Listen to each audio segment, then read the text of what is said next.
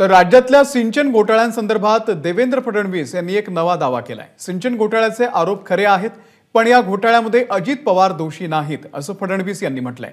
एका वृत्तपत्राला दिलेल्या मुलाखतीमध्ये फडणवीसांनी हे मोठं वक्तव्य केलं। अजित पवार हे केवळ त्या खात्याचे मंत्री म्हणून जबाबदार होते, पण अजित पवारांच्या विरोधात कुठलाही पुरावा नाही असंही फडणवीस यांनी म्हटलेलं आहे।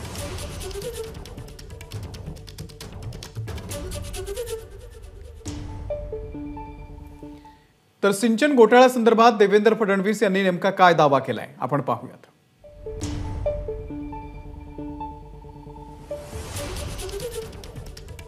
तर प्रश्न होता की 2014ला सिंचन घोटाळा प्रकरणामध्ये अजित पवारांवरती आरोप करणं ही चूक होती का? तर आरोपपत्र दाखल झालेलं होतं।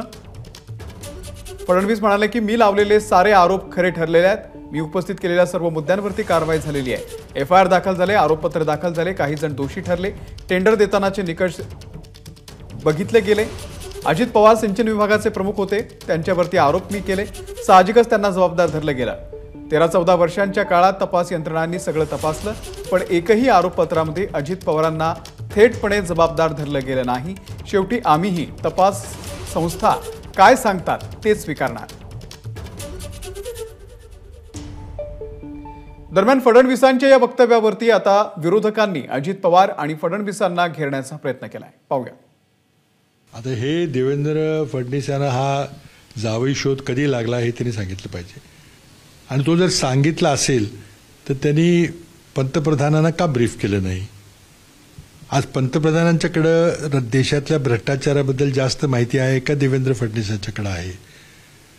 जर माझा पंतप्रधान, माझ्या देशाचा पंतप्रधान एखादा आरोप करतो तर तो मी ग्राह्य धरायचा का देवेंद्र फडणवीस यांचं म्हणणं ग्राह्य धरायचं?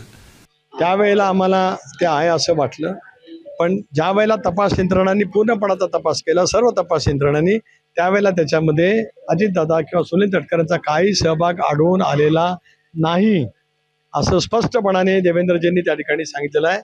मी उलट देवेंद्रजींचे मनापासून आभार मानतो, कारण त्यांनी ही स्पष्टपणाची भूमिका सांगितली। ही चौकशी होऊन सुद्धा 7-8 वर्ष झालेली आहेत, त्यामुळे याच नावाखाली बदनाम करण्याचा जो प्रयत्न केला जातो तो किती विफल आहे ते आपल्याला त्या ठिकाणी त्यानिमित्ताने पाहायला मिळतं। ते कोणालाही क्लीन चिट, त्याने नरेंद्र मोदींनाही तो अधिकार आहे, त्या अमित शहाना पण अधिकार आहे, आणि महाराष्ट्रामध्ये देवेंद्र फडणवीसांना आहे।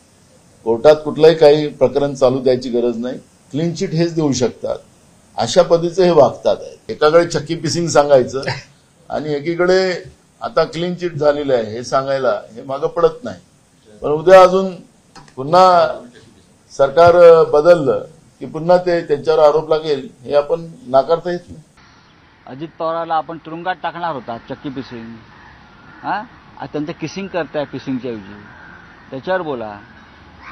तुमचे कोणाबरोबर फोटो आहे ते यापूर्वी आलेले आहेत।